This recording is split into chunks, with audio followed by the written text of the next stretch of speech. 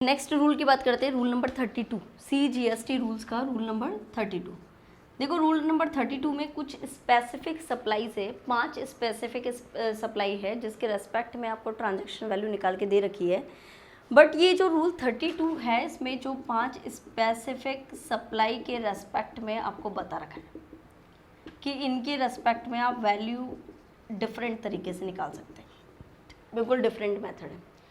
ये जो रूल है वो जो अदर रूल्स आपने पढ़े हैं अभी तक, कौन कौन से रूल पढ़े हैं अभी तक, रूल नंबर 27 से लेकर रूल नंबर 31 तक जो आपने पढ़े हैं उनको ओवरराइड करता है। ओवरराइड का मतलब ये फॉलो नहीं होंगे, डायरेक्टली आप किस पे जा रहे हैं, रूल नंबर 32 पे जा रहे हैं इन 5 आइटम के केस में। ये ऑप्शन है आपके पास, अगर आप चाहते हैं तो जाएं, अगर आपको लगता है कि नहीं हमको तो रूल 27 से ही फॉलो करने हैं तो आप कर सकते हैं। ये एक सप्लायर के पास ऑप्शन है कि अगर वो चाहे तो ये रूल 32 को फॉलो कर सकता है। क्लियर है? तो इसमें सबसे पहले आपको बता रखा है परचेज और सेल ऑफ फॉरेन करेंसी। अगर आप फॉरेन करेंसी को परचेज करते हैं या फॉरेन करेंसी को सेल करते हैं, इंक्लूडिंग मनी चेंजिंग को भी इंक्लूड कर रखा है, तो इस केस में आप रूल 32 को फॉलो कर लें, कोई दिक्कत नहीं है आपको, यानी रूल 27 से रूल 31 नहीं जाना है। सेकंड बोला है कि अगर आप एयर ट्रैवल के लिए आप एयर ट्रैवल एजेंट से अपना टिकट बुक करा रहे हैं, बुकिंग ऑफ टिकट्स, अगर आप टिकट बुकिंग करा रहे हैं फॉर एयर ट्रैवल। थर्ड है आपका यहाँ पर लाइफ इंश्योरेंस का बिजनेस, लाइफ इंश्योरेंस का बिजनेस। फोर्थ है आप लोग के सेकेंड हैंड गुड्स की supply of second hand goods, second hand goods की सप्लाई। और लास्ट है आपका रिडीमेबल वाउचर और स्टाम्प, रिडीमेबल वाउचर्स और स्टाम्प। तो ये 5 स्पेसिफिक सप्लाई है जिसमें अगर आप चाहें तो डायरेक्टली रूल 32 को कर सकते हैं, रूल 32 ओवरराइड करता है अदर रूल्स को, इसमें आपको अदर रूल्स पे नहीं जाना है, डायरेक्टली आप रूल 32 को फॉलो कर सकते हो। But it is optional, it is not a compulsory. If you want to go to the rule 32 then you can go. अगर आप चाहते हैं कि आप नॉर्मल रूल्स की तरह करें तो आप कर सकते हैं। तो सबसे पहले फर्स्ट डिस्कस करेंगे हम परचेज और sale of foreign currency. Foreign currency का अगर हम परचेज करते हैं, फॉरेन करेंसी को सेल करते हैं, तो रूल 32 के अकॉर्डिंग हम क्या वैल्यू निकाल सकते हैं, यानी किस वैल्यू पे हम टैक्स पे कर सकते हैं। तो परचेज और सेल ऑफ फॉरेन करेंसी, आप यहाँ पर क्या कर रहे हैं, फॉरेन करेंसी को परचेज कर रहे हैं, फॉरेन करेंसी को सेल कर रहे हैं, इंक्लूडिंग मनी चेंज। इसमें भी आपके पास 2 ऑप्शन है, इसमें भी आपके पास 2 ऑप्शन है। इन दोनों ऑप्शन में से भी आपकी इच्छा हो वो ऑप्शन ऑप्ट कर सकते हो। तो यहाँ पर रूल 32 जो ऑप्शन है ही, साथ में रूल 32 में जो फर्स्ट है आप लोग का परचेज और सेल ऑफ फॉरेन करेंसी, तो उसमें भी आपके पास 2 ऑप्शन है, आप इन दोनों में से कोई भी ऑप्शन फॉलो कर सकते हैं। तो रूल नंबर 32 में हम बात करते हैं, फर्स्ट ऑप्शन की बात करते हैं, रूल 32(2)(a। सप्लायर के ऊपर डिपेंड करता है कि वो रूल 32(2)(a पे जाना चाहता है या रूल 32(2)(b पे जाना चाहता है, ये ऑप्शन है उसके पास। ठीक है, फर्स्ट हम बात करते हैं for a currency when exchange to the Indian rupees. Like आप पाउंड लेके आए हैं, आपने बोला कि आप यूएस में एम्प्लॉयमेंट में हैं, आप डॉलर लेके आए, वहाँ पर आपने $1 लाख रुपए कमाए और यहाँ पर इंडिया में आपकी पूरी फैमिली रहती है, इंडिया आए, आपने $1 लाख क्या किया, बैंक वाले को दिए, जो भी ऑथराइज्ड बैंक है उसको दे दिया और उससे एक्सचेंज करवा लिया। तो देखो यहाँ पर क्या है, जैसे मिस्टर ए है वो यूएस में रहता है, वो यूएस से इंडिया में आ रहा है और उसको इंडियन करेंसी में एक्सचेंज कराना है। पीएनबी बैंक ऑथराइज्ड बैंक है, तो इसने क्या किया, ऑथराइज्ड बैंक के पास गया, तो ये बैंक तो हो गया सर्विस प्रोवाइडर और ये हो गया सर्विस रेसिपिएंट। ओके, तो बैंक क्या कर रहा है, इसको कन्वर्जन की सर्विसेज दे रहा है, यानी मनी एक्सचेंज की सर्विसेज दे रहा है, मनी एक्सचेंज कर रहा है, इसका डॉलर का पैसा रुपए में कन्वर्ट कर रहा है। Means bank is providing, authorised bank is providing the services of the money changing to the mister A. Okay, तो यहाँ पर उसने क्या किया, मिस्टर ए को बोला कि $1 इक्वल्स टू ₹76 हम आपको दे देंगे।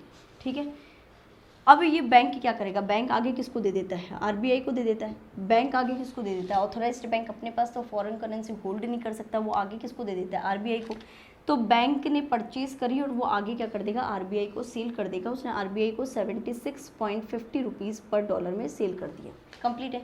तो बैंक का मार्जिन कितना हुआ, बैंक का मार्जिन कितना हुआ 0.50 रुपीज़ पर डॉलर। तो ये बैंक काम क्यों कर रहा है, बैंक का मार्जिन के लिए तो काम कर रहा है ना। तो यहाँ पर वैल्यू ऑफ सप्लाई क्या हो जाएगी 0.50 रुपीज़ पर डॉलर, और 1000 डॉलर है तो 0.50 इंटू 1000 डॉलर हो जाएगा। कंप्लीट है। तो देखो फॉर्मूला क्या यूज़ हुआ है यहाँ पर, फॉर्मूला क्या यूज़ हुआ, ये जो सर्विस प्रोवाइडर है उसने आगे आरबीआई को जितने में सेल किया, आरबीआई रेफरेंस रेट बोलते हैं इसको, क्या बोलते हैं, आरबीआई रेफरेंस रेट। तो इसने जितने रुपए में सेल किया उसमें से लेस क्या कर दिया, buying rate. RBI reference rate में से इसने क्या कर दिया, बाइंग रेट को माइनस कर दिया, और उसके बाद नंबर ऑफ यूनिट्स से मल्टीप्लाई कर दिया। उसके बाद किससे मल्टीप्लाई कर दिया, नंबर ऑफ यूनिट्स का मतलब 1000 डॉलर जितने भी उसको एक्सचेंज करवाने हैं। तो ये क्या हो गया, वैल्यू ऑफ सप्लाई हो गया, ये क्या हो गया, वैल्यू ऑफ सप्लाई। कंप्लीट है। ये वैल्यू ऑफ सप्लाई अगर सर्विस प्रोवाइडर जो है, और रेसिपिएंट कौन है, mister A, service provider purchase कर रहा है फॉरेन करेंसी। सर्विस प्रोवाइडर क्या कर रहा है, परचेज कर रहा है foreign currency from recipient. Complete है।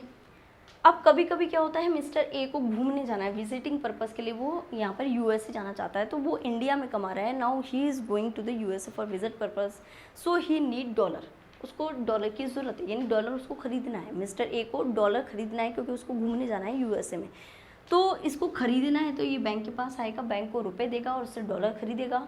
तो बैंक के पास डॉलर कहाँ से आएंगे, बैंक क्या करेगा, पहले आरबीआई से परचेज करेगा, फिर यहाँ पर क्या कर देगा, इसको फॉरेन करेंसी सेल कर देगा। ठीक है, इसका मतलब सर्विस प्रोवाइडर सेल कर रहा है फॉरेन करेंसी किसको, सर्विस रेसिपिएंट को। तो यहाँ पर सर्विस प्रोवाइडर क्या करता है, सेल कर रहा है फॉरेन करेंसी किसको, सर्विस रेसिपिएंट को। तो अगर सेल करता है तो क्या होगा, परचेज कितने में किया उसने, आरबीआई से मान लेते हैं उसने परचेज किया आरबीआई से 76.50 में, और सेल कर रहा है 77 में।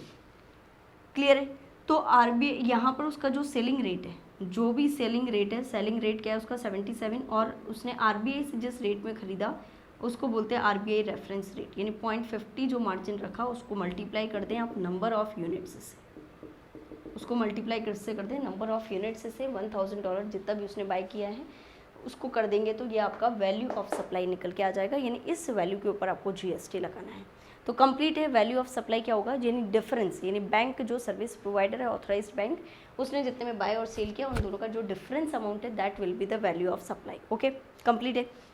देखो समटाइम्स क्या होता है कि RBI reference rate is not given, sometimes आपको आरबीआई का रेफरेंस रेट नहीं दे रखा है, तो क्या करें, RBI reference rate is not given. अगर आरबीआई का रेफरेंस रेट नहीं दिया हुआ है तो आपका जो ग्रॉस वैल्यू है करेंसी का, gross value of currency exchanged in the Indian rupees,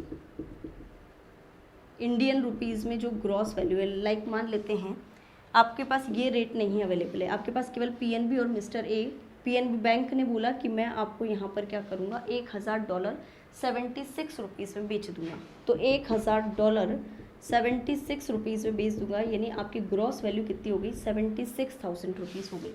इसका 1% आप निकाल लो, 1% फिक्स्ड है, तो इसका 1% 760 रुपीज़, ये आपका वैल्यू ऑफ सप्लाई कहलाएगा। ओके, तो वैल्यू ऑफ सप्लाई क्या होगी, जो भी आपकी ग्रॉस वैल्यू है उसका 1%। तो if the RBI reference rate is not given, अगर आपको आरबीआई का रेफरेंस रेट नहीं दे रखा है तो जो भी आपकी ग्रॉस वैल्यू ऑफ करेंसी है उसको मल्टीप्लाई कर दें 1% से, तो जो वैल्यू आएगी that will be the value of supply. Clear है। देखो अभी तक तो हमारा सारा पैसा रुपीज़ में कन्वर्ट हो रहा था, कभी कभी क्या हो सकता है कि एक पर्सन है मिस्टर ए, वो यहाँ पर यूएसए से अब यूके में शिफ्ट हो रहा है, वो है इंडिया का पर वो यूएसए से कहाँ शिफ्ट हो रहा है, यूके में शिफ्ट हो रहा है। तो यूएसए का उसके पास कमाया हुआ पैसा है डॉलर में, और उसको यूके जाना है तो उसको खरीदना है पाउंड, बट वो इंडिया से एक्सचेंज कराना है क्योंकि वो इंडिया का रहने वाला है। तो इस केस में यहाँ पर नीदर, यानी उसको डॉलर से पाउंड चाहिए, उसको रुपीज़ में कुछ वैल्यू नहीं चाहिए, तो वो यहाँ पर neither of currency is exchange in Indian rupees. अगर वो इंडियन रुपीज़ में कुछ कन्वर्जन नहीं करवाता है तो उस केस में वैल्यू ऑफ सप्लाई क्या होगी, उसको डॉलर तो करना है सेल, और यहाँ पर डॉलर सेल करके उसको पाउंड क्या करना है, खरीदना है। अब वो करा कहाँ से रहा है, इंडिया से करा रहा है, क्योंकि वो इंडिया से बिलोंग करता है। वो यूएस में था पहले, अभी वो यूके में शिफ्ट हो गया। पहले वो कहाँ से बिलोंग करता था, यूएस, अभी यूके में है इंडिया का। तो इस केस में दोनों करेंसी, यानी वो यहाँ पर डॉलर बेच के पाउंड खरीदना चाहता है, means neither of the currency exchanged in the Indian rupees. तो इस केस में क्या होगा, वो डॉलर को तो कर रहा है सेल, मान लेते हैं उसने जितने रुपए सेल किए मल्टीप्लाई बाय सेलिंग रेट, और वो यहाँ पर क्या कर रहा है, परचेज कर रहा है पाउंड, तो उसको परचेज रेट से मल्टीप्लाई कर दो। अब इन दोनों में से विच एवर इज लेस, इन दोनों में से जो कम होगा उसका 1% आपका वैल्यू ऑफ सप्लाई हो जाएगा। मीन्स वो जो भी फॉरेन करेंसी खरीद रहा है और जो भी फॉरेन करेंसी बेच रहा है, उन दोनों को पहले इंडियन रुपीज़ में आप कन्वर्ट कर दो, और दोनों को इंडियन रुपीज़ में कन्वर्ट करने के पास दोनों में से जो कम वैल्यू का होगा उसका 1% आपका वैल्यू ऑफ सप्लाई हो जाएगा। कंप्लीट है यहाँ तक। तो वैल्यू ऑफ सप्लाई क्या हो जाएगा, तो वैल्यू ऑफ सप्लाई यहाँ पर रूल 32(2)(a) के अकॉर्डिंग फर्स्ट ऑप्शन की बात करिए, सेकंड ऑप्शन पे अभी हम नहीं गए हैं। फर्स्ट ऑप्शन के अकॉर्डिंग हमारे पास 3 ऑप्शन है। फर्स्ट ऑप्शन तो ये है कि अगर आपके पास आरबीआई का रेफरेंस रेट अवेलेबल है, तो जो भी बाइंग और सेलिंग रेट का डिफरेंस होता है आरबीआई रेफरेंस रेट से, उन दोनों का डिफरेंस आपका वैल्यू ऑफ सप्लाई हो जाएगा। बट अगर आरबीआई का रेफरेंस रेट नहीं है और इंडियन रुपीज़ में कन्वर्जन हो रहा है, तो जो ग्रॉस अमाउंट है ये इंडियन रुपीज़ में, उसका 1%। But neither of the currency exchange in the Indian rupees, then in such case जो भी करेंसी आपको बाय और सेल करनी है फॉरेन करेंसी, उन दोनों को पहले इंडियन रुपीज़ में कन्वर्ट कर लो, और उसके बाद उन दोनों में से जो कम होगा उसका 1% आपका वैल्यू ऑफ सप्लाई हो जाएगा। कंप्लीट है यहाँ तक। देखो इक्वेशन हम कर लेते हैं सर रिगार्डिंग, पहले 32(2)(a) का इक्वेशन कर लेते हैं, उसके बाद हम नेक्स्ट ऑप्शन पे जाएंगे। तो यहाँ पर 32(2)(a) में इक्वेशन देखें नेक्स्ट। देखो इसमें आपको बोल रखा है कि मेजर्स मनी एक्सप्रेस लिमिटेड जो जयपुर का है, वो एक ऑथोराइज्ड मनी चेंजर है, registered under the FEMA act 1999। It enter into the following transactions of the money changing. Money changing के उसने ट्रांजेक्शन किए हैं, उसने क्या किया है, सोल्ड किया है, उसने सेल किए, सोल्ड 10,000 यूएस डॉलर, कितना डॉलर सेल किया है, 10,000 यूएस डॉलर, और $1 सेल किया है ₹71 में। ओके, आपको आरबीआई का रेफरेंस रेट भी दे रखा है। ये किसने किया, मनी एक्सप्रेस लिमिटेड ने किया है, जो ऑथराइज्ड डीलर है, यानी सर्विस प्रोवाइडर की बात बता रहे हैं, सर्विस प्रोवाइडर ने सेल किया है। आरबीआई का रेफरेंस रेट अवेलेबल है, आरबीआई का रेफरेंस रेट आपको दे रखा है, कितना है, $1 बराबर 70 रुपीज़। क्लियर है। तो आपका यहाँ पर वैल्यू ऑफ सप्लाई क्या होगा, यहाँ पर जो सर्विस प्रोवाइडर है उसने सेल किए हैं, कितना सेल किया, $10,000 सेल किया 71 में, और आरबीआई का रेफरेंस रेट अपने को अवेलेबल है 70 रुपीज़। तो इस केस में 71 माइनस 70 इंटू $10,000, आपका 10,000 रुपीज़ आपके लिए क्या हो गया, 1 इंटू $10,000, 10,000 रुपीज़ आपकी वैल्यू ऑफ सप्लाई हो गया, और इस वैल्यू पे आपको क्या पे करना है, जीएसटी पे करना है। कंप्लीट है। तो अगर आरबीआई का रेफरेंस रेट अवेलेबल है तो इस केस में दोनों का डिफरेंस निकल जाएगा। सेकेंड है, इसने परचेज़ किया है, यूरो परचेज़ किया है, 1000 यूरो परचेज़ किया है, €1 70 रुपीज़ में, और आरबीआई का रेफरेंस रेट दे रखा है €1 बराबर 71। तो वही डिफरेंस 71 माइनस 70 आपके 1000 यूरो से मल्टीप्लाई कर दो। ठीक है। नेक्स्ट उसने यहाँ पर क्या किया, परचेज़ किया 1000 GBP पाउंड परचेज़ किया, उसने 99 रुपीज़ में परचेज़ किया, और आरबीआई का रेफरेंस रेट है 100 रुपीज़। तो 1 रुपीज़ का जो डिफरेंस है that will be the value of supply हो जाएगा। फिर उसके बाद उसने बोला है कि सोल्ड किया है उसने 50,000 units of currency ABC at ABC equal to 15, यानी ABC का एक रेट है 1 ABC उसने सेल किया है, और उसका रेट है 15 रुपये, बट उसके रेस्पेक्ट में आपको आरबीआई रेफरेंस रेट नहीं गिवन है। तो अगर आपको पास आरबीआई रेफरेंस रेट नहीं गिवन है, तो इस केस में आपने कितना यूनिट सेल किया है, 50,000 यूनिट से सेल किया है, और एक यूनिट का आपका है 15 रुपये। तो आप पहले उसको केस से मल्टीप्लाई कर दें 15 रुपीज़, यानी इंडियन करेंसी में चेंज कर दें पहले उसको, और उसका 1% निकाल लें। तो यहाँ पर आपने चेंज किया इंडियन रुपीज़ में, तो 7,50,000, उसका 1% यानी 7,500 रुपीज़। तो ये आपके लिए क्या हो जाएगा, वैल्यू ऑफ सप्लाई हो जाएगा। ठीक है। अगर आरबीआई का रेफरेंस रेट नहीं अवेलेबल है तो आप इंडियन रुपीज़ में उसको कन्वर्ट कर लें और उसका 1% कैलकुलेट कर लें। कंप्लीट है यहाँ तक। नेक्स्ट हम यहाँ पर सेकंड ऑप्शन की बात करते हैं। सेकंड ऑप्शन भी अवेलेबल है। अगर यहाँ पर सप्लायर चाहता है कि मैं फर्स्ट ऑप्शन पे नहीं जाऊँ, सेकंड ऑप्शन पे जाऊँ, तो वो सेकंड ऑप्शन भी अवेलेबल है। तो यहाँ पर सेकंड ऑप्शन की हम बात करते हैं, रूल 32 सब रूल 2B की हम बात करते हैं।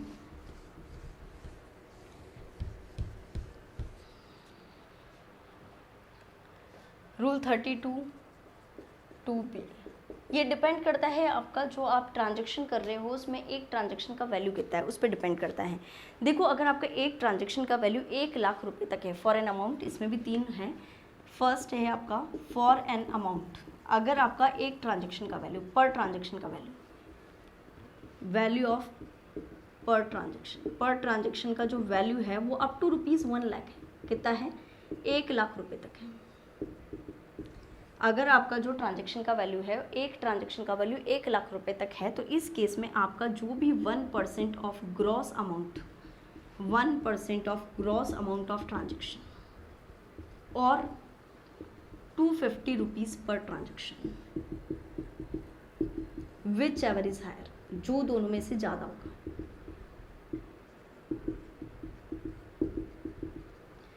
वो आपके लगेगा, उसे वैल्यू ऑफ सप्लाई माना जाएगा, उस पर GST लगेगा। जैसे कि एक एग्जांपल की बात करते हैं हम, यहाँ पर एक एग्जांपल ले लेते हैं।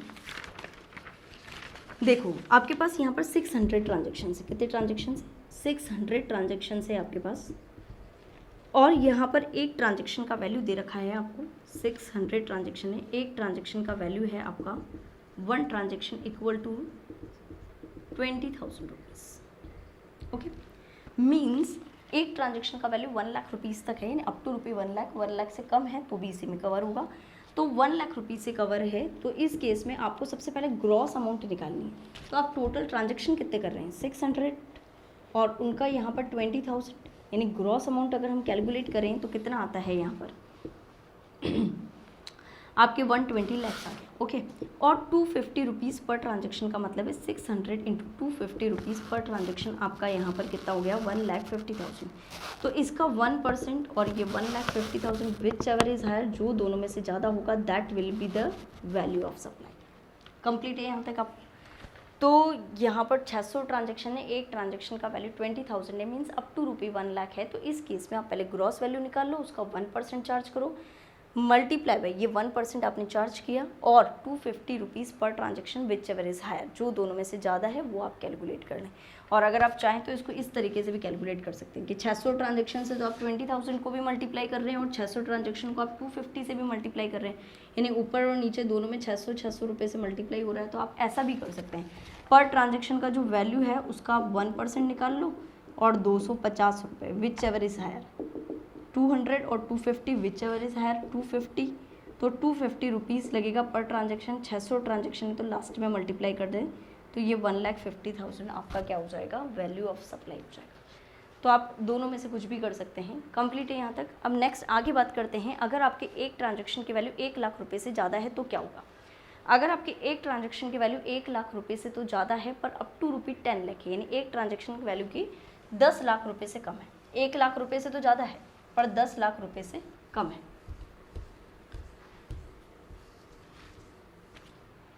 अगर आपके ट्रांजैक्शन की वैल्यू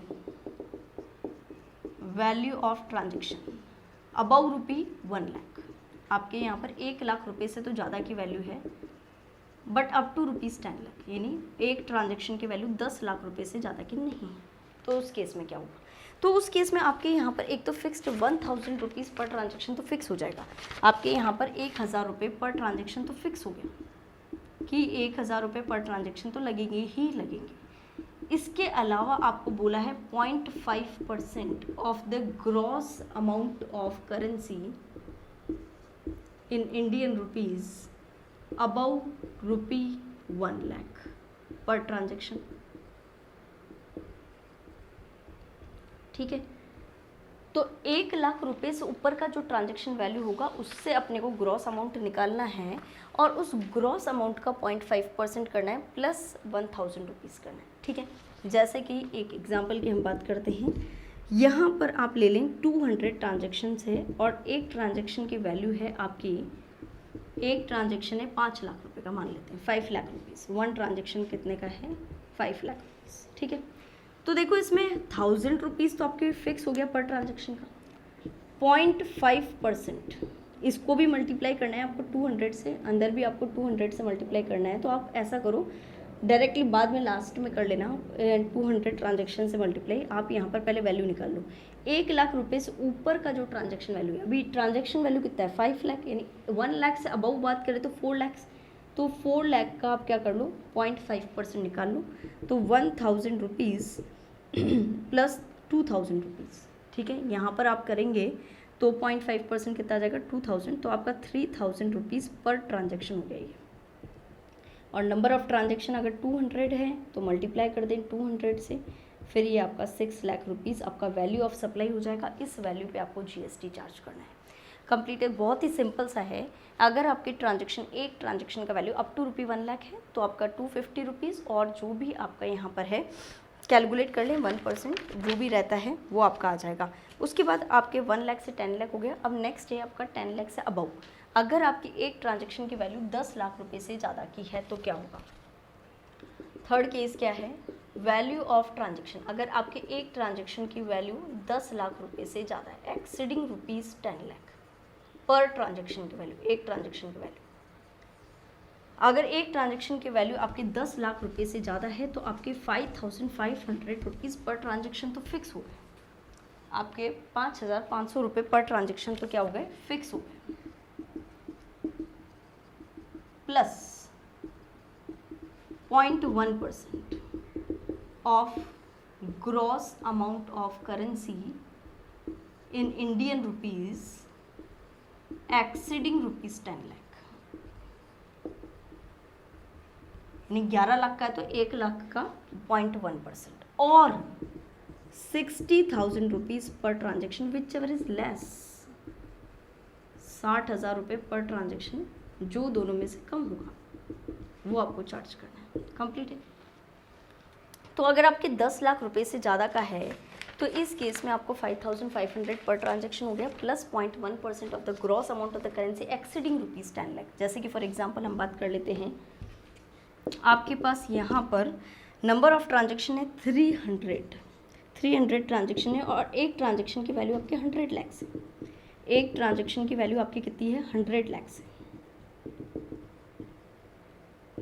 तो देखो इसमें आपके यहाँ पर 5,500 रुपीज़ तो फिक्स हो गया, और 10 लाख से ऊपर का जो वैल्यू है, यहाँ पर 100 लाख रुपीज़ है आपका एक ट्रांजेक्शन, तो यहाँ पर 10 लाख से ऊपर 90 लाख है, तो 90 लाख का आप यहाँ पर क्या कर दें 0.1% कर दें। ठीक है, तो 5,500 प्लस यहाँ पर कितना आ जाएगा 90,000 रुपीज़, तो कितना हो गया 95,500, और 60,000 rupees which ever is less, जो दोनों में से कम है, तो ये 60,000 रुपये पर ट्रांजेक्शन लगेगा। नंबर ऑफ़ ट्रांजेक्शन अगर 300 है तो 300 से मल्टीप्लाई कर दें, कितना हो गया ये आपका 1,80,00,000। ओके, कंप्लीट है। तो आपके पास दोनों ऑप्शन से आप चाहें तो 32(2)A भी फॉलो कर सकते हैं, 32(2)B भी फॉलो कर सकते हैं। 32(2)B में आपका अमाउंट वाइज है कि आपका ट्रांजेक्शन पर ट्रांजेक्शन 1 लाख तक है या 1 लाख से अबव है, अप टू ₹10 लाख है या 10 लाख से अबव है। क्लियर है। तो जो भी ऑप्शन आप ऑप्ट करते हैं वो फाइनेंशियल ईयर के बिगिनिंग में कर लें, और एक बार आपने अगर ऑप्ट कर लिया तो पूरे बीच में यानी मिड ऑफ फाइनेंशियल ईयर आप उसको चेंज नहीं कर सकते, विड्रॉल नहीं कर सकते। आपने अगर एक बार ऑप्शन चूज़ कर लिया है ये, तो फिर आपको पूरे साल उसको कंटिन्यू रखना है। क्लियर है। नेक्स्ट देखो, आपके सेकंड जो स्पेसिफिक सप्लाई है वो एयर ट्रेवल एजेंट की है। तो नेक्स्ट सेकंड स्पेसिफिक सप्लाई की हम बात करते हैं। फर्स्ट आप लोग का मनी चेंजिंग कंप्लीट है।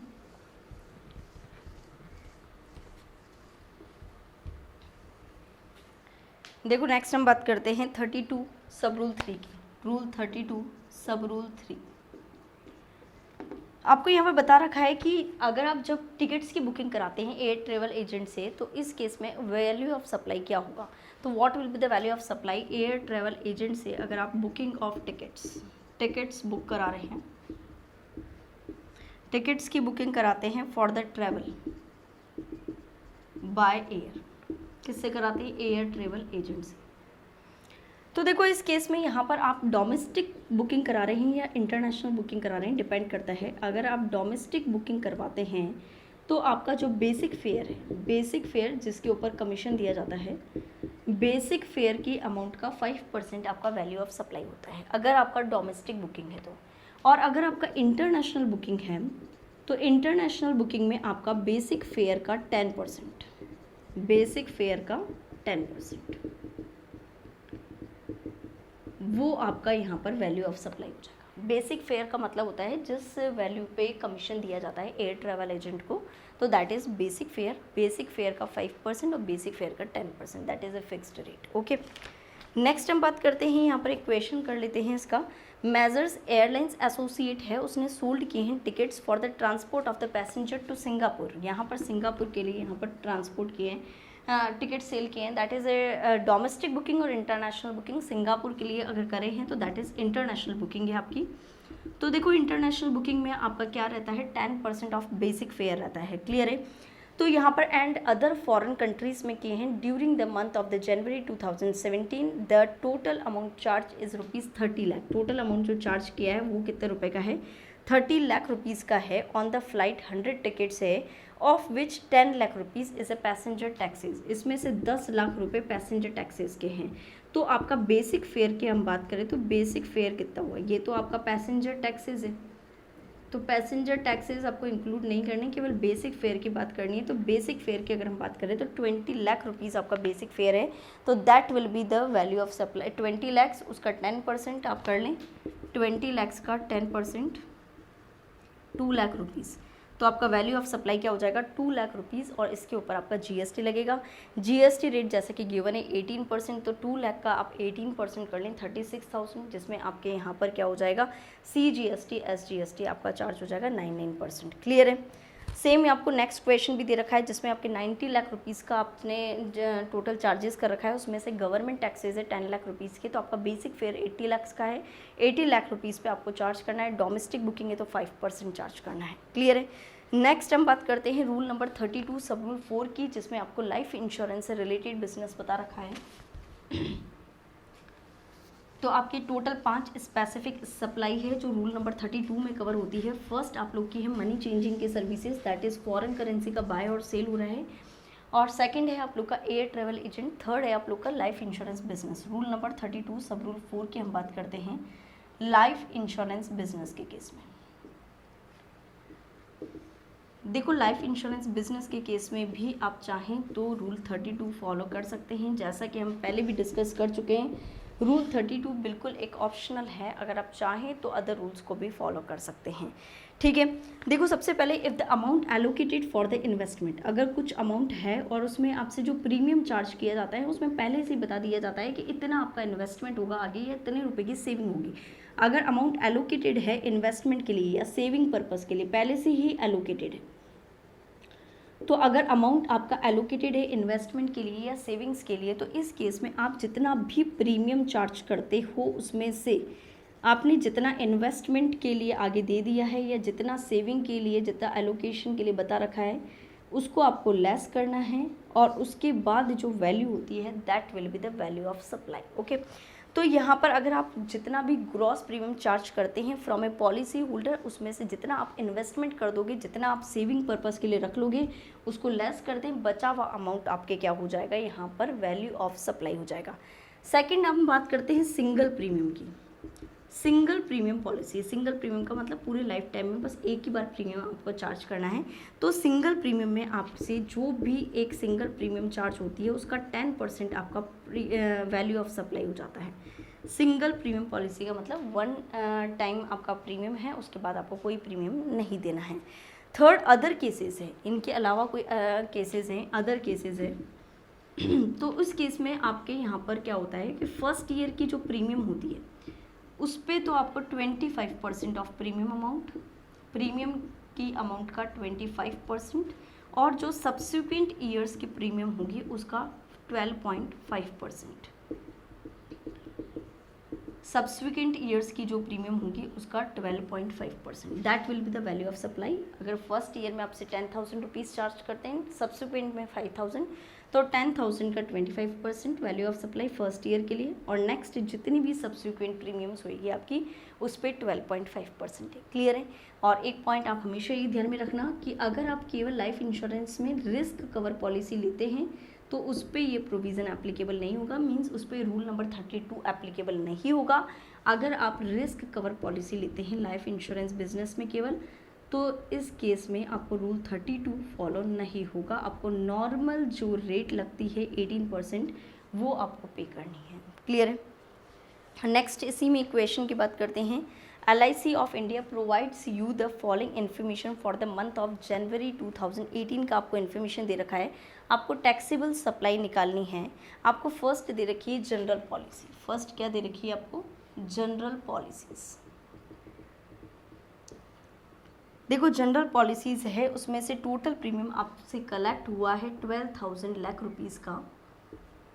इसमें से फर्स्ट ईयर की प्रीमियम है, out of which first year की जो प्रीमियम है वो आपकी है 5,000 लाख रुपीज़, और बची हुई जो 7,000 है वो सब्सिक्वेंट ईयर्स की है। सब्सिक्वेंट ईयर्स की प्रीमियम हो गई आपकी 7,000 लाख रुपीज़ की। ओके, तो फर्स्ट ईयर की प्रीमियम पे तो 25% और जो सब्सिक्वेंट ईयर की प्रीमियम है उस पर आपका 12.5% चार्ज हो जाएगा। उसके बाद नेक्स्ट है single premium annuity policy. Single premium, देखो जनरल पॉलिसी इसमें ना तो इन्वेस्टमेंट लिखा हुआ है ना सिंगल प्रीमियम लिखा हुआ है, तो ये अदर केसेस में कवर हो जाएगा। और आपको फर्स्ट ईयर का तो 25% और सब्सिक्वेंट ईयर का कितना हो जाएगा? 12.5%। सिंगल प्रीमियम पॉलिसी, तो प्रीमियम कितना कलेक्ट किया है आपने? 850 लाख का। तो सिंगल प्रीमियम पॉलिसी है, तो इस केस में आपने जितना सिंगल प्रीमियम लिया है उसका 10% आपके लिए वैल्यू ऑफ सप्लाई हो जाएगा। कंप्लीट है। नेक्स्ट है ओनली रिस्क कवर पॉलिसी है। लाइफ इंश्योरेंस में 500 लाख का प्रीमियम कलेक्ट किया है तो उस पर ये रूल 32 एप्लीकेबल नहीं होगा। नेक्स्ट है आप लोग का यहाँ पर लाइफ माइक्रो इंश्योरेंस पॉलिसी है, जिसका अमाउंट आपके 2 लाख रुपए से ज़्यादा नहीं है। तो ये भी ध्यान में रख लेना कि अगर आपकी कोई लाइफ माइक्रो इंश्योरेंस पॉलिसी है जिसका अमाउंट 2 लाख रुपये से एप्लीकेबल ज़्यादा नहीं है तो उस पर भी एग्जम्पशन है, यानी उस पर भी यहाँ पर क्या कर रखा है, उस पर तो एग्जम्पशन नहीं दे रखा है। आप एंट्री नंबर 36 पढ़ेंगे एग्जम्पशन चैप्टर में, तो उसमें स्पेसिफिकली बता रखा है कि 2 लाख रुपये से कम का अमाउंट है तो वो वैसे भी एग्जम्पशन में चली जाएगी, उस पर टैक्स ही नहीं लगना है। ठीक है। नेक्स्ट है वेरिएबल इंश्योरेंस पॉलिसी है। वेरिएबल इंश्योरेंस पॉलिसी में आपसे प्रीमियम कितना कलेक्ट किया है? 8,000 में, और उसमें से 80% अमाउंट आपका किसके लिए है? इन्वेस्टमेंट पर्पस के लिए है। तो यहाँ पर कितना अमाउंट कलेक्ट किया है आपसे? 8,000 लाख रुपीज़, और उसमें से 80% इन्वेस्ट कर दिया। तो 80% इन्वेस्ट कर दिया है 8,000 लाख रुपीज़ का, तो 1,600 लाख रुपीज़ आपके बचेंगे। That will be the value of supply. Okay, तो आपको चारों पॉइंट क्लियर है यहाँ पर। फर्स्ट पॉइंट में तो आपका जनरल इंश्योरेंस था, सेकंड में सिंगल प्रीमियम था, थर्ड वाले केस में अगर केवल रिस्क कवर के लिए लेते हैं तो नहीं एप्लीकेबल होगा, एप्लीकेबल ही नहीं होगा।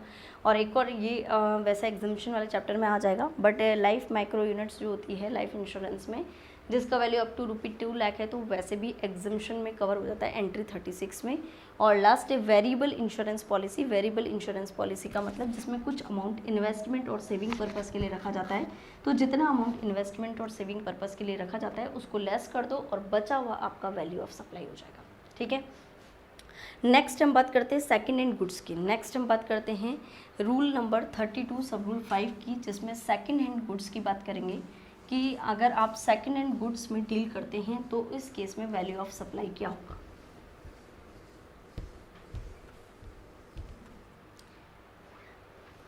रूल नंबर 32 सब रूल 5, सेकेंड हैंड गुड्स को बाय और सेल करने का काम है आपके।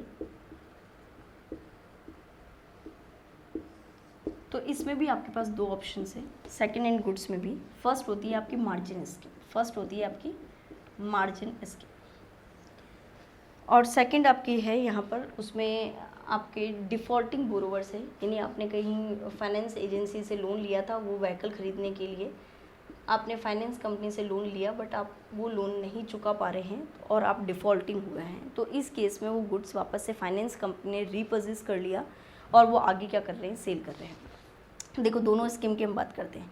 सेकेंड हैंड गुड्स में फर्स्ट हम बात करते हैं मार्जिन स्कीम की। जैसे जिसका बिजनेस है, लाइक मेरा बिजनेस है कि मैं ओल्ड बाइक है या जो भी 2 व्हीलर 4 व्हीलर है वो पुराने आते हैं और उसको आगे हम क्या कर देते हैं, सेल कर देते हैं। तो सेकेंड हैंड गुड्स में मार्जिन स्कीम ये बोलती है कि आपने जितने रुपए में खरीदा और जितने रुपए में बेचा, लाइक मैंने किसी से 2 व्हीलर एक्टिवा खरीदा है 40,000 रुपीज़ में और आगे मैंने 50,000 में बेच दिया, तो मेरा मार्जिन कितना हो गया, 10,000 रुपये। तो जो 10,000 रुपये का मार्जिन है मेरा, वो मेरे लिए वैल्यू ऑफ सप्लाई हो जाएगा। तो उसमें सेलिंग रेट में से मैंने क्या लेस कर दिया, बाइंग रेट को लेस कर दिया। That is very simple. Selling rate में से मैंने क्या लेस कर दिया, बाइंग रेट। और कभी कभी लॉस भी हो जाता है कि मैंने 40,000 में ख़रीदा पर 38,000 में ही सेल कर दिया, तो 2,000 का मुझे लॉस हो गया। तो लॉस हो गया, इसका मतलब मार्जिन नेगेटिव चला गया। तो मार्जिन अगर पॉजिटिव है तो ही उस पर टैक्स लगेगा, मार्जिन अगर नेगेटिव है तो उसको इग्नोर कर दिया जाता है, ठीक है।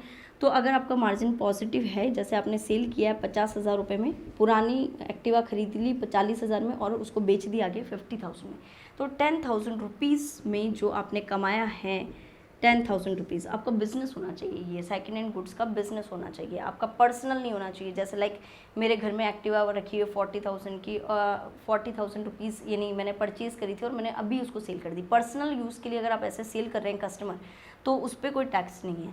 अगर आपका बिजनेस है सेकेंड हैंड गुड्स का, जिसमें आप सेकेंड हैंड गुड्स में डील करते हो यानी बाय करके आगे सेल करते हो, तो आपकी जो मार्जिन स्कीम ये बोलती है जो डिफरेंस अमाउंट है दैट विल बी, बट जो बायर है वो क्या होना चाहिए, अनरजिस्टर्ड होना चाहिए।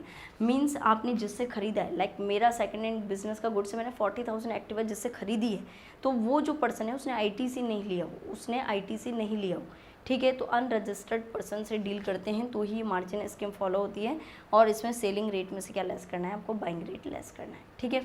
नेक्स्ट है डिफॉल्टिंग बोरोअर। देखो समटाइम्स क्या होता है, जैसे मैंने एक कार खरीदी है i10 और उसके लिए मैंने 7 लाख रुपए का फाइनेंस ले लिया, फाइनेंस कंपनी से कार लोन ले लिया। अब मैंने यहाँ पर उसकी 4 किश्तें तो चुका दी है, 2 लाख रुपए का मैं पेमेंट कर चुकी हूँ, बट 5 लाख रुपए का मैंने पेमेंट नहीं किया, मैं डिफ़ॉल्टर हो गई। मैं क्या हो गई, डिफ़ॉल्टर हो गई। तो अगर यहाँ पर जो फाइनेंस कंपनी है डिफ़ॉल्टिंग बोरोवर्स जो होते हैं उनका गुड्स वापस से ले आती है, जैसे वो कार उठा के ले जाएगी मेरे घर से वापस, और वो किसी और को क्या कर देगी, सेल कर देगी। तो डिफ़ॉल्टिंग बोरोवर्स होते हैं, तो उस केस में भी फाइनेंस कंपनी क्या कर लेती है, गुड्स को रीपोजेस कर लेती है अपने पास और आगे क्या कर देती है, सेल कर देती है। तो इस केस में उन्होंने आगे क्या कर दिया, सेल कर दिया, और मेरे से क्या कर लिया, गुड्स रीपोजेस कर लिया। अब ये गुड्स जो रीपोजेस किया है उसका परचेज वैल्यू, इसका परचेज वैल्यू क्या होगा, इसका परचेज वैल्यू क्या होगा, सेम ये का ही मार्जिन जो होता है, मार्जिन सेल माइनस परचेज, वही आपका क्या होता है वही आपका मार्जिन वैल्यू ऑफ सप्लाई होता है। जो मार्जिन है उसी को ही हम वैल्यू ऑफ सप्लाई मानते हैं, sale minus purchase value. But goods repossessed के केस में परचेज वैल्यू क्या होगी उसे हमें कैलकुलेट करना है। नेक्स्ट है आप लोग का रूल नंबर 32 सब रूल 5। देखो रूल नंबर 32 सब रूल 5 डील करता है सेकेंड हैंड गुड्स से। अगर आपका बिजनेस है सेकेंड हैंड गुड्स को खरीदने और बेचने का, तो यहाँ पर आपको कौन सा रूल एप्लीकेबल करना है, रूल नंबर 32 सब रूल 5। सेकेंड हैंड गुड्स की बाइंग और सेलिंग में आप लगे हुए हैं, ठीक है। इसमें भी आपके पास 2 तरीके होते हैं। फर्स्ट होता है आपका मार्जिन स्कीम और सेकेंड होता है आपका डिफॉल्टिंग बोरोवर का, कि आपने रीपोजेस किया है goods, repossession of goods from defaulting borrower. देखो फर्स्ट है मार्जिन स्कीम। मार्जिन स्कीम में क्या है, मान लेते हैं ये मिस्टर ए है, उसके घर पे एक्टिवा रखी हुई है, एक्टिवा पुरानी हो गई, उसने यहाँ पर क्या कर दिया, एक कार डीलर है, यहाँ पर 2 व्हीलर डीलर है,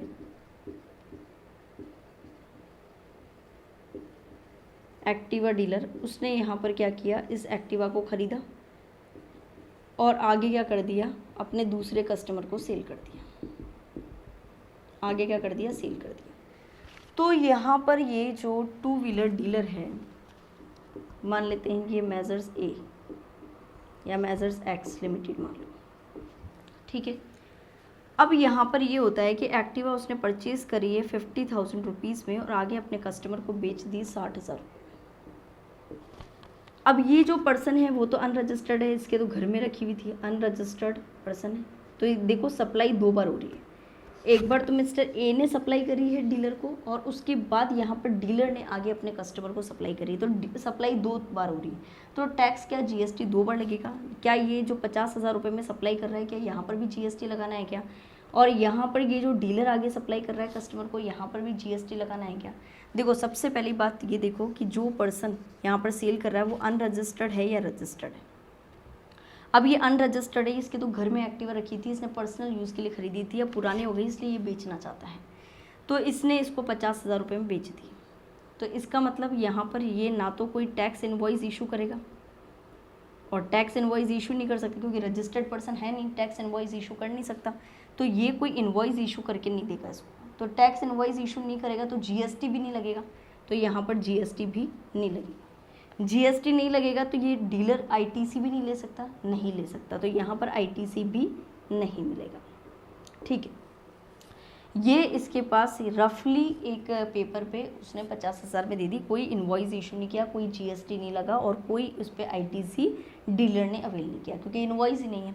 ठीक है, यहाँ तक चला गया। अब इसने आगे सेल करी है 60,000 रुपीज़, तो क्या इस पर जीएसटी लगेगा? यस, ये डीलर तो रजिस्टर्ड है, तो इसको यहाँ पर आगे क्या करना है, जब ये आगे सेल करेगा तब तो इसको क्या करना है, जीएसटी पे करना है। कंप्लीट है। देखो नेक्स्ट क्वेश्चन ये राइज होता है, ये डीलर जो रजिस्टर्ड है और ये जो पर्सन अनरजिस्टर्ड है, तो अनरजिस्टर्ड पर्सन से अगर कोई रजिस्टर्ड पर्सन खरीदता है तो क्या रजिस्टर्ड पर्सन को रिवर्स चार्ज में कोई टैक्स देना है क्या? नहीं। यहाँ पर सेकेंड हैंड गुड्स में अगर वो रजिस्टर्ड पर्सन अनरजिस्टर्ड डीलर से, अनरजिस्टर्ड पर्सन से भी कोई माल खरीदता है तो इसको रिवर्स चार्ज की लायबिलिटी नहीं आएगी, इसको केवल टैक्स तब देना है जब वो आगे कस्टमर को सेल करेगा। कंप्लीट है यहाँ तक।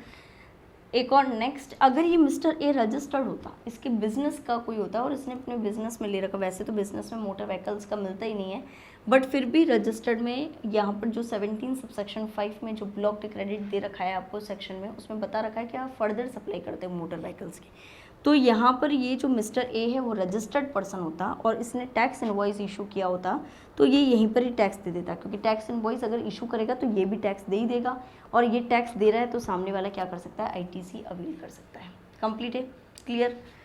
तो मार्जिन स्कीम में यहाँ पर क्या होगा, अब टैक्स कितने पे पे करना है, मार्जिन स्कीम में, यहाँ पर मार्जिन स्कीम में टैक्स कितने पे करना है, दैट इज़ इम्पॉर्टेंट। अब यहाँ पर ये ना तो कोई आईटीसी ले रहा है और सेल कितने में कर रहा है, 60,000 में, तो क्या 60,000 की वैल्यू पे टैक्स देना है? इसमें मार्जिन स्कीम ये बोलती है कि आपका जो मार्जिन रहा, यानी आपने सेल किया 60 में और बाय कितने में किया, 50 में, तो आपको यहाँ पर मार्जिन जो हुआ है वो 10,000 रुपये का मार्जिन है और उस पर आपको जीएसटी पे करना है। कंप्लीट है। तो बहुत ही सिंपल तरीका है, वापस से समझ लें इसको कि अगर कोई डीलर अनरजिस्टर्ड पर्सन से परचेज़ करके आगे फर्दर सप्लाई करता है तो जितने रुपए में सेल करेगा उस पर जीएसटी नहीं देना है उसको। मार्जिन स्कीम के तहत अगर उसने परचेज़ किया है और आगे सेल किया है तो जो मार्जिन होगा केवल उसी पे टैक्स पे करना है। बस ये है कि डीलर ने उस पर कोई आईटीसी नहीं लिया हो। अगर डीलर ने एक बार आईटीसी ले लिया तो उस केस में, यानी सामने वाले ने टैक्स इनवॉइस इशू किया और डीलर ने आईटीसी ले लिया, तो उसने जितने रुपये में सप्लाई किया, यानी 60,000 में सप्लाई किया, तो 60,000 पे टैक्स देना पड़ेगा। ओके, तो आईटीसी नहीं लेता है डीलर तब तो उसको मार्जिन पे करना है टैक्स, और अगर आईटीसी ले लेता है तो जितने रुपए में फर्दर सप्लाई करी है 60,000 में, तो उस पर उसको जीएसटी पे करना है। क्लियर है। नेक्स्ट हम बात करते हैं, कभी कभी क्या होता है, डिफ़ॉल्टिंग बोरोवर होते हैं। जैसे लाइक मिस्टर ए है, उसने कार खरीदी, मिस्टर ए ने क्या खरीदी, कार परचेज़ करी। कितने रुपए की कार है, मान लेते हैं 10 लाख रुपीज़ की कार है। कार लोन लिया था उसने 10 लाख रुपए का और कार परचेज़ कर ली 10 लाख रुपए की। अब इसमें से उसने 2 लाख रुपए की तो इंस्टॉलमेंट पे कर दी, बट 8 लाख रुपए का अभी तक भी वो इंस्टॉलमेंट पे नहीं कर पाया और वो डिफ़ॉल्टर बन गया। टाइम लिमिट में उसको काफ़ी नोटिसेस भी दी थी बट वो पे करने के लिए एबल नहीं है। तो अब उसकी कार उठा के यहाँ पर क्या हो जाएगा, फाइनेंस कंपनी जो है, फाइनेंस कंपनी कार का जो लोन जिसने दिया था वो ये कार रीपर्चेज कर लेगी। क्या कर लेगी, कार रीपर्चेज कर लेगी, कार उठा के ले जाएगी और ये कार फिर किसी और कस्टमर को क्या कर देगी, वो सेल कर देगी। क्लियर है, यही होगा। तो अब देखो इस केस में टैक्स कैसे लगेगा, इस केस में यहाँ पर टैक्स किस तरीके से चार्ज होता है। यहाँ पर मिस्टर ए है, ये है फाइनेंस कंपनी,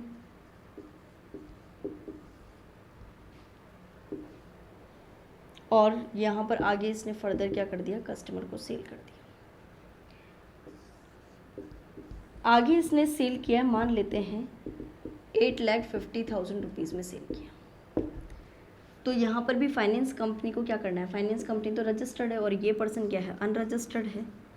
तो अनरजिस्टर्ड पर्सन से ये रीपर्चेज कर रही है तो तब तो कोई टैक्स लगना नहीं है। तो ये रजिस्टर्ड पर्सन आगे सेल करेगा, यानी ये वापस सेल करेगा, तब उसको क्या पे करना है, जीएसटी पे करना है। तो किस वैल्यू पे जीएसटी पे करना है, तो इसमें भी मार्जिन स्कीम चलती है।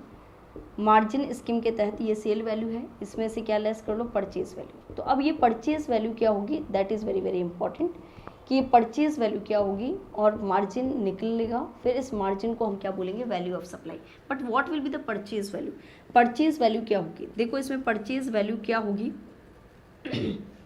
आपने जितने में परचेज़ किया, उसने कितने में परचेज़ किया था, 10 लाख रुपए में परचेज़ किया था, क्लियर है। 10 लाख रुपए में परचेज़ किया, मान लेते हैं परचेज़ डेट है उसकी 1 अप्रैल 2019 और रीपर्चेज कर लिया 1 अप्रैल 2020 को और आगे कस्टमर को सेल किया है 15 मई 2020, ओके। तो देखो यहाँ पर परचेज़ किया था तो परचेज़ वैल्यू में से आपको लेस करना है 5% पर क्वार्टर और पार्ट ऑफ क्वार्टर कब से कब तक का, जब से परचेज करी उस डेट से सेल की डेट का, फाइनेंस कंपनी ने फर्दर जिस डेट पे सेल किया तब से तब तक का, यानी 1 अप्रैल से 15 मई का। कितने क्वार्टर हो गए, 1 अप्रैल 19 से 1 अप्रैल 20 तक 4 क्वार्टर तो वैसे हो गए थे और 15 में यानी नेक्स्ट क्वार्टर भी हो गए, यानी टोटल 5 क्वार्टर हो गए, क्योंकि पार्ट ऑफ क्वार्टर को भी फुल क्वार्टर मानना है। तो टोटल 5 क्वार्टर हो गए, यानी 25% डिडक्ट हो जाएगा। तो 10 लाख में से 25% आप डिडक्ट कर दें तो आपका 7,50,000 रुपीज़ आपकी परचेज वैल्यू रहेगी। तो आगे अगर इसने सेल किया फाइनेंस कंपनी ने 8,50,000 में से, तो 7,50,000 लेस कर देंगे, मार्जिन बचेगा 1 लाख रुपए और इस 1 लाख रुपए के वैल्यू पे आपको क्या पे करना है, जीएसटी पे करना है। कंप्लीट है यहाँ तक, क्लियर है। तो यहाँ पर डिफ़ॉल्टिंग बोरोवर से फाइनेंस कंपनी रीपर्चेज कर लेती है तो उसमें परचेज वैल्यू कैसे निकलेगी, आपकी जो एक्चुअल कॉस्ट है परचेज की उसमें से आपको 5% पर क्वार्टर और पार्ट ऑफ क्वार्टर लेस करना है। ये ध्यान में रखना कि फाइनेंस कंपनी ने जिस डेट पे रीपर्चेज किया है उस डेट तक का नहीं लेना है। फाइनेंस कंपनी आगे फर्दर कस्टमर को जिस डेट पे सेल करेगी तब तक का क्वार्टर काउंट करना है, ओके। तो मिस्टर ए ने यहाँ पर कस्टमर को दिया है तो टोटल कितने क्वार्टर हो गए, यहाँ पर 5 क्वार्टर आपके हो जाएंगे, क्लियर है। तो ये आपका सेकेंड हैंड गुड्स का भी कंप्लीट है और इसमें भी एक बार ध्यान में रखना कि अगर ये जो मिस्टर ए है वो अनरजिस्टर्ड नहीं हो के रजिस्टर्ड होता, अगर ये रजिस्टर्ड होता तो इस केस में फिर वो नॉर्मल प्रोविजंस एप्लीकेबल होंगे। नॉर्मल प्रोविजंस ये बोलते हैं कि जितने रुपए में फिर आप सप्लाई करते हो उस सप्लाई की वैल्यू के ऊपर जीएसटी लगता है, मार्जिन स्कीम एप्लीकेबल नहीं होती है, क्लियर है। लास्ट आपकी जो रूल नंबर 32 है उसमें टोटल 5 स्पेसिफिक सप्लाई है। फर्स्ट है मनी चेंजिंग, सेकंड है आप लोग का एयर ट्रेवल एजेंट के थ्रू बुकिंग करवा रहे हो, लाइफ इंश्योरेंस बिजनेस है, फोर्थ है आप लोग का सेकंड हैंड गुड्स का और लास्ट फिफ्थ है आप लोग का वाउचर सिस्टम, जिसमें आप गिफ्ट वाउचर्स दे रहे हैं या कूपन्स दे रहे हैं। बहुत सारी कंपनीज होती है ना जो अपने कूपन्स इशू करती है, अपने एम्प्लॉयज़ को इशू करती है, अपने जितने भी अच्छे कस्टमर्स होते हैं बड़े कस्टमर तो उनको कूपन देती है कि आपको ये गिफ्ट वाउचर ले लो। तो देखो उन केसेस में क्या होता है कि जब गिफ्ट वाउचर कूपन्स अपने कस्टमर, अपने एम्प्लॉयज़ को, अपने रिलेटिव्स को दिए जाते हैं तो उन कूपन्स के ऊपर वैल्यू लिखा होता है, जैसे 5,000, 10,000, यानी उन कूपन को यूज़ करके आप किसी भी रिटेलर, होलसेलर के पास जाके उतने रुपए तक का सामान फ्री ऑफ कॉस्ट आप खरीद सकते हो, क्लियर है। तो वो कूपन, वो गिफ्ट वाउचर जो आपको दिए जाते हैं तो उन वाउचर के ऊपर जो वैल्यू लिखी होती है वो दैट वैल्यू, यानी उस वाउचर के थ्रू आप जितने रुपए का सामान खरीद सकते हो वो value will be deemed as a value of supply और उस वैल्यू पे आपको क्या पे करना है, जीएसटी पे करना है, कंप्लीट है। तो लास्ट जो आपका है gift vouchers coupons, that is very easy. उसमें जितने भी gift voucher coupons company issue करती है उसमें एक प्राइस होता है कि इस वाउचर को यूज़ करके आप इतने रुपए का सामान खरीद सकते हो। तो जितने रुपए का आप सामान खरीद सकते हो that value will be considered as a value of supply, okay. Next आप लोग का रूल नंबर 32 कंप्लीट है। नेक्स्ट हम बात करेंगे रूल नंबर 33 की। रूल नंबर 33 रिलेट करता है प्योर एजेंट से। रूल नंबर 33 किससे रिलेट करता है, प्योर एजेंट।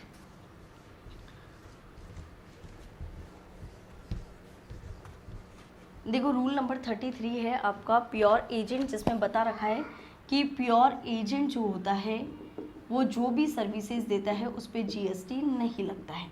प्योर एजेंट की जो सर्विसेज होती है उस पर जीएसटी नहीं लगता है। देखो एग्जैक्टली प्योर एजेंट क्या होता है, पहले एक एग्जांपल समझा देते हैं। यहाँ पर क्या है कि एक कंसल्टेंसी फर्म है, एक कंसल्टेंसी फर्म है Messrs Shweta Agarwal and company, chartered accountants. Client आया है एक मिस्टर ए, इसने बोला है कि मेरी एक कंपनी बनानी है, कंपनी फॉर्मेशन का काम है, कंपनी बनानी है, ठीक है। Messrs Shweta Agarwal and company ने बिलिंग दिया इसको कि आपको यहाँ पर मेरी प्रोफेशनल फ़ीस तो है 10,000 रुपये, 10,000 रुपीज़, और मुझे यहाँ पर आरओसी में, जहाँ पर कंपनी का रजिस्ट्रेशन होगा जहाँ पर गवर्नमेंट को पे करना है, आरओसी को पे करना है मुझे 4000 रुपीज़, तो टोटल 14,000 रुपीज़ की बिलिंग है। टोटल बिलिंग कितने रुपए की है? 14,000 रुपये की है। बट इसमें जो यहाँ पर Shweta Agarwal and company chartered accountant है, उसने कितना अर्न किया है? उसने ये जो आरओसी के जो गवर्नमेंट फीस है 4,000 रुपये, ये इसने मिस्टर ए से लेके किसको डिपॉजिट करा दी? गवर्नमेंट को डिपॉजिट करा दी। क्लियर है? यानी यहाँ पर जो Shweta Agarwal and company chartered accountant है, उसने मिस्टर ए से ये 4,000 रुपीज़ लेके आगे गवर्नमेंट को जमा करा दी। यानी इसमें कोई मार्जिन नहीं कमाया, उसने केवल अपनी प्रोफेशनल फ़ीस अलग से ली है। तो ये जो 4,000 रुपये की सर्विसेज यहाँ से यहाँ पर जारी है, that is a pure agent की सर्विसेज, जिसमें यहाँ पर जो रेसिपिएंट है, सर्विस रेसिपिएंट है, वो यहाँ पर सर्विस रेसिपिएंट के बिहाफ पे सर्विस प्रोवाइडर क्या कर रहा है? आगे पे कर रहा है। ओके, उसमें कोई अपना मार्जिन नहीं रखता है, उसमें खुद का कोई बेनिफिट अर्न नहीं करता है, वो आगे क्या कर रहा है? केवल उसके बिहाफ पे आगे पेमेंट कर रहा है। तो वो जो सर्विसेज है that is a pure agent की सर्विसेज। तो ये 4,000 रुपये की जो सर्विसेज दी है वो प्योर एजेंट की सर्विसेज है। तो इस प्योर एजेंट की सर्विसेज पे टैक्स नहीं लगेगा। तो यहाँ पर श्वेता अग्रवाल एंड कंपनी जो चार्टर्ड अकाउंटेंट है, उसे जो टैक्स पे करना है वो 14,000 रुपीज़ पे नहीं करना है, उसको केवल 10,000 रुपये पे टैक्स पे करना है। कंप्लीट है। तो प्योर एजेंट की सर्विसेज क्या होती है? सर्विस रेसिपिएंट के बिहाफ पे सर्विस प्रोवाइडर आगे क्या करता है? कोई भी फ़ी पेमेंट करता है, जिसमें अपना खुद का कोई बेनिफिट नहीं रखता है, खुद के कोई कॉन्ट्रैक्ट नहीं होते हैं उसमें, पर्टिकुलर केवल रेसिपिएंट के बिहाफ पे आगे फर्दर पेमेंट करता है। तो that is known as a pure agent services, और इस प्योर एजेंट की सर्विसेज पे कोई टैक्स नहीं लगता है। क्लियर है यहाँ तक? नेक्स्ट रूल है आप लोग का रूल नंबर 34। नेक्स्ट रूल है आप लोग का रूल नंबर 34, जो आपको एक्सचेंज रेट के बारे में बताता है कि एक्सचेंज रेट क्या एप्लीकेबल होगी। एक्सचेंज रेट एप्लीकेबल, जब भी हम फॉरेन से डील करते हैं तो एक्सचेंज रेट क्या एप्लीकेबल होगी? तो देखो, एक्सचेंज रेट गुड्स के केस में है और सर्विसेज के केस में, दोनों के केस में अलग अलग एप्लीकेबल होती है। गुड्स के केस में आपका CBEC ने जो रेट डिफाइन कर रखा है वो एप्लीकेबल होगा। आपकी जो एक्सचेंज रेट है वो CBEC ने जो डिफाइन कर रखी है वो एप्लीकेबल होगी, जो अब डिफाइन कर दिया, यानी बोर्ड का नाम CBIC हो चुका है। नेक्स्ट, सर्विसेज के केस में GAAP generally accepted accounting principles के अकॉर्डिंग जो एक्सचेंज रेट बता रखी है उसे आपको कंसिडर करना है। क्लियर है?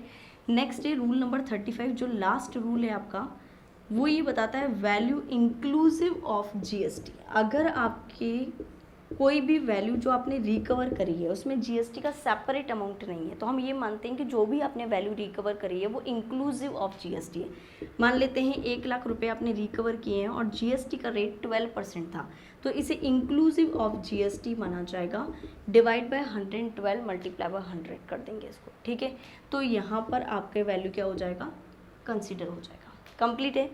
तो आपको वैल्यू इंक्लूसिव ऑफ GST, तो कभी भी अगर आपको वैल्यू दे रखी है उस पर सेपरेट आप GST चार्ज नहीं करते हो, तो इस वैल्यू को आपको इंक्लूसिव ऑफ GST मानना है। डिवाइड बाय 112 मल्टीप्लाई बाय 100 कर दें तो आपका वैल्यू निकल के आ जाएगा। कंप्लीट है। तो वैल्यू ऑफ सप्लाई चैप्टर आपका पूरा कंप्लीट है।